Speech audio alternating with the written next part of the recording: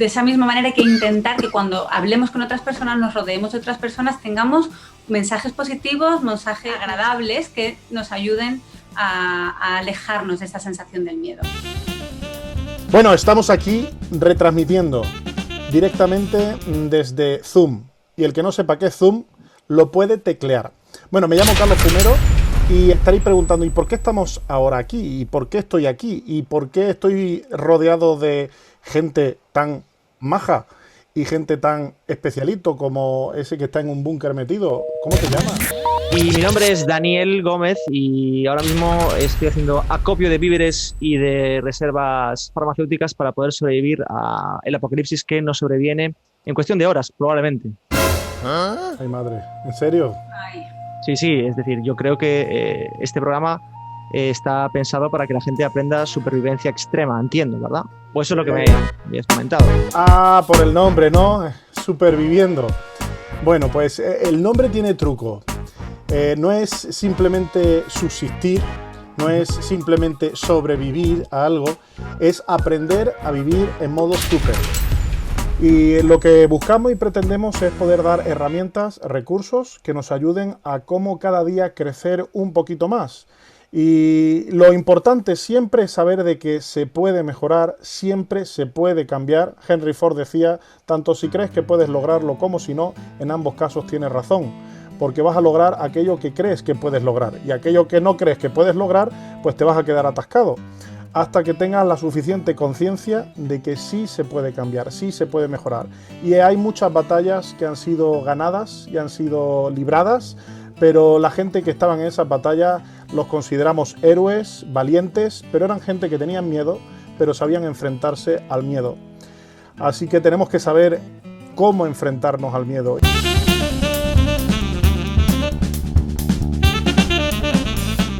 ¿Y tú, Dani, a qué te dedicas? Bueno, yo me dedicaba porque entiendo que la sociedad va a desaparecer tal y como la conocemos, pero yo hasta la fecha era diseñador gráfico y trabajo en una empresa de audiovisuales, trabajaba y nada, pues esa es mi profesión. Diseñador gráfico, diseñador de contenido multimedia, un poco por ahí van los tiros. Y tenemos con nosotros a Anamelia Sánchez. ¿Te podrías presentar, por favor, Anamelia? Sí, porque me parece que soy la única que va a poner algo de cordura en todo esto. Yo soy psicóloga y también estoy a unos cuantos kilómetros de distancia, pero nada de búnker. No estoy haciendo acopio de nada, no soy de los que va llenando el carro innecesariamente. Y aquí estoy para lo que pueda ayudar a supervivir a toda esta etapa en la que estamos viviendo.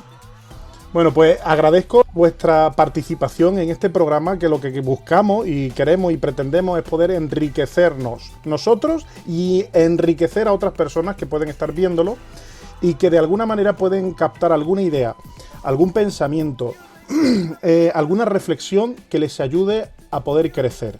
Y hoy vamos a hablar sobre crecer en medio de tanto miedo. Vamos a ver, es que lo percibo. A ver, siempre hablamos del miedo como algo negativo, es decir, si como sociedad hubiéramos sido un poco más precavidos o más miedosos, pues ahora mismo yo creo que estaríamos en mejores condiciones de afrontar el futuro que nos sobreviene, porque a veces entendemos que las personas miedosas se quedan paralizadas, pero muchas veces el miedo te lleva a compras irracionales de papel higiénico, que en este caso pues han podido salvar muchas vidas. El papel higiénico en estos días yo creo que ha salvado más vidas que el paracetamol en muchos años, con lo cual, no sé, hablamos del miedo desde un punto de vista tan negativo y yo creo que, ¿a qué le llamas miedo? Estar en un búnker, yo qué sé, hacer acopio de materiales explosivos por si el día de mañana me hacen falta, juntar mis ahorros y meterlos debajo de la cama. Es que ahora mismo le llamamos miedo a cualquier cosa y son situaciones normales en el ser humano. ¿Quién no tiene en el colchón pues varios miles de euros por si acaso? Por favor. Hombre, que yo lo que creo que Dani lo que está es confundiendo el miedo con las conductas irracionales, ¿no? No sé yo si es muy habitual lo de tener miles de euros metidos en el colchón, pero lo que está claro que salvar vidas a través del papel higiénico, de momento no está demostrado que eso suceda, ¿no? Aquí pero hay una confusión entre lo que es el miedo y lo que son las conductas. ¿Me queréis decir que vosotros todavía mantenéis vuestros ahorros en entidades financieras habituales? ¿De verdad sois tan irresponsables? Yo he sacado 300 euros solamente, porque no tenía mucho más. No, tengo un poquito más, pero sí es cierto, ojo al dato, que el dinero es lo que más rápidamente va a llegar a desaparecer si pasa algo. En China, de hecho, lo han estado hasta quitando de circulación por Claro, una manera de contagio. es que El- es básico. Pero pero si bueno, el dinero es metálico, Dani, que es justo lo que lo has que tú hecho. has almacenado. Claro, pero es que porque hay gente que todavía no es consciente de que después vamos a entrar en el trueque. Entonces, a esa gente yo le podré comprar materiales de supervivencia y después ellos que se apañen con el dinero que no valdrá para nada. Pero yo de momento, cuando vosotros queráis ir a un cajero y allí os diga que no podéis sacar pasta, entonces os acordaréis de mi colchón con pasta, con dineros en efectivo y vendréis a reclamarme. Y a lo mejor pues puedo hacerme incluso el jefe de alguna tribu urbana violenta que pueda sobrevivir en este apocalipsis que nos sobreviene. Me gustaría escuchar, Ana Amelia, por favor, ¿nos puedes rápidamente definir qué es el miedo? Sí, solamente una cosa, y es que el miedo es contagioso. Que me ha gustado lo que decía Dani, ¿no? Es verdad que cuando vamos a Mercadona y vemos que desaparece el papel higiénico, yo también quiero comprar, ¿no? Por si acaso pasa algo. Es verdad que el miedo es contagioso, entonces vamos, igual que tenemos una responsabilidad social, ¿no? A la hora de no salir de casa, por ejemplo, que no lo hacemos solamente por nosotros, sino que lo hacemos por los demás también.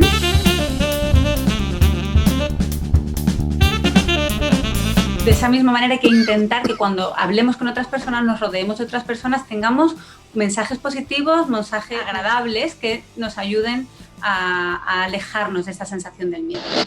Que podamos también darle algunos consejitos a Dani, porque él va a querer saber cómo gestionarlo, porque encerrado ahí en un búnker, por estos días está bien, pero el día de mañana... Pero ¿nos puedes hablar un poquitito sobre el miedo? Claro, el problema además de estar encerrado en un búnker es que el miedo se retroalimenta, ¿no? Y se está alimentando él mismo de su propio miedo, convenciéndose de que efectivamente el día de mañana va a poder hacer riquezas o trueques interesantes, no sé si con ese dinero o con los cientos de rollos de papel higiénico, ¿no? Pero está claro que su miedo va por un lado y la situación o los acontecimientos están yendo por otro. A ver, el miedo es una emoción y es una emoción de las que se considera primarias, es decir, que es una emoción que se considera que todo el mundo la va a sentir en algún momento de su vida, pero no hay que confundir las emociones con las conductas. Entonces, cuando a veces decimos que el miedo es positivo o es negativo, en realidad estamos haciendo una clasificación que no tiene mucho sentido porque ninguna emoción es ni positiva ni negativa, ni buena ni mala. Están y punto. Entonces no hay que huir del miedo, si lo siento y ya está, pero tampoco hay que atribuirle un poder que no tiene. Es decir, el hecho de que yo sienta miedo no significa que haya una amenaza. Las cucarachas, por ejemplo, y hasta donde yo sé, ninguna persona ha muerto por el ataque de una cucaracha, ¿no? Entonces, el miedo en sí mismo es un sentimiento legítimo que se puede tener, pero no es necesariamente racional. Es decir, que yo sienta miedo no significa que haya un peligro. Entonces, tengo que, para empezar, analizar un poco ante qué estoy sintiendo yo el miedo. Y lo que estoy sintiendo miedo por la amenaza de un virus, por ejemplo, como sería la situación, o estoy sintiendo miedo porque creo que efectivamente me van a quitar el dinero de la cuenta y entonces tengo que sacarlo del todo y esconderme en un búnker para que nadie me encuentre, porque esto sí sería irracional, ¿no? Es decir, los sentimientos como tal no podemos decir si son buenos o malos, pero lo que sí podemos valorar es de dónde me vienen y a dónde me llevan. Es decir, mi miedo a las cucarachas me está llevando a no salir de casa por miedo a encontrarme, o sea, por el temor a perder el control si me encuentro a una, pues entonces es un miedo desagradable, ¿no? Poco útil, digamos. Pero si el miedo es a que me lleven las olas cuando hay, no sé, cuando hay tormenta o lo que sea. Un maremoto. Cuando hay un ¿no? tsunami. Pero cuando hay, claro, entonces ese miedo me protege.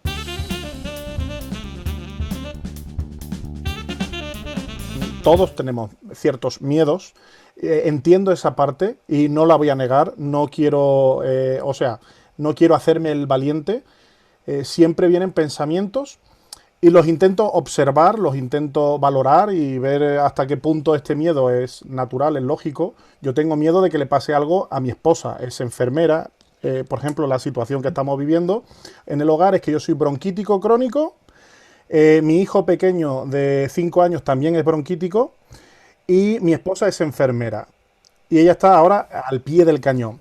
Entonces tengo un miedo natural que es que si me enfermo, en este momento es posible que lo pase muy mal o que ni siquiera, si se agudiza la cosa en mi caso, que no tenga tal vez una habitación, una cama, un respirador para que me puedan socorrer. Entonces de ahí surgen unos pensamientos que son racionales, son lógicos, que me puedo morir. Pero ahora... Eso como yo ahora afronto el día a día y continuar viviendo sin que ese miedo me paralice, porque yo llego a sentir vértigo de pensar lo que podría llegar a pasar.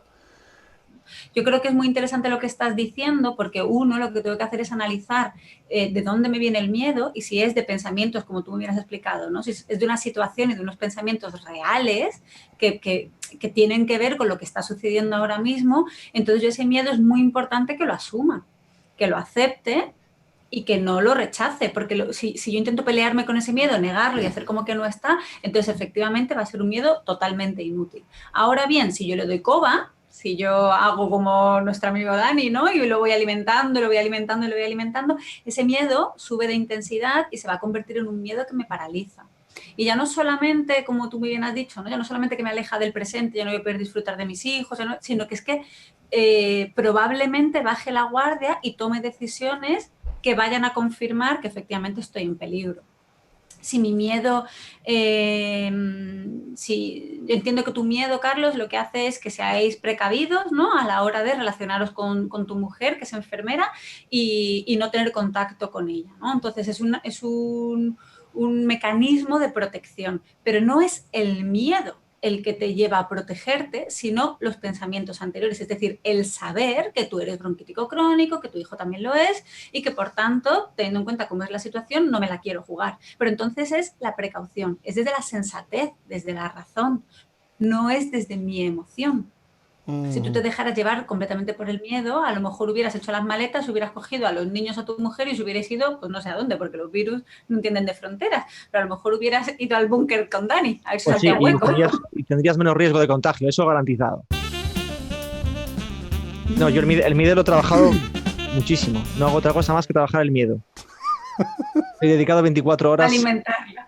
Efectivamente, lo tengo ahora mismo, vamos, está hermosísimo. A pesar del miedo que siento, yo tengo algo que decir.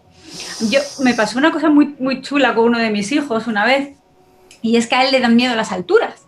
Y estábamos en un parque de niños y él se había subido una cosa de escalar y había llegado a un punto donde yo ya no alcanzaba a cogerlo, entonces él era o bajaba solo o tenía que seguir subiendo para poder bajar por el otro lado. Y entonces estaba descompuesto, estaba desencajado, me mira y me dice, mamá, es que tengo miedo. Y le digo, me quedo así, digo, pues inténtalo. Me dice, ¿pero las cosas se pueden hacer con miedo? Digo, claro. Dice, vale. Y cogió, estaba asustadísimo, ¿eh? Y terminó de escalar donde estaba y bajó. Es decir, el miedo, aunque esté muy alto, no me tiene que paralizar. Si yo lo integro, yo lo acepto como algo más de lo que estoy sintiendo por la situación a la que me estoy enfrentando, no tiene por qué ser perjudicial. ¿Sabéis la cara de satisfacción que se le quedó cuando bajó? Dice, mamá, lo he hecho con miedo, me decía, como si hubiera sido un mérito añadido, ¿no? Lo había hecho con miedo. Bueno, es que lo había hecho, a pesar de cómo se sentía. ¿Qué podrías hacer, Dani? ¿Qué podrías hacer? Mira, ya está ahí a las puertas de tu búnker. Pero de lo que Anamelia nos ha trasladado, ahora mi pregunta es, ¿qué pequeños pasos podrías hacer o con qué te quedas como para ir mejorando en esa faceta de tu vida? Lo primero que podría hacer es revisar este vídeo después de que lo hayáis emitido en YouTube. Y creo que lo mejor sería, lo que más me ha llamado la atención, es el tema de racionalizar los miedos, de evitar que lo que es una emoción se convierta en una decisión y a intentar siempre de una manera pues, más cerebral o más racional tener en cuenta la situación que estamos viviendo y cuáles de las decisiones que he tomado, pues a lo mejor pues son pues eso, una locura o están muy alejadas de la realidad en la que estamos viviendo.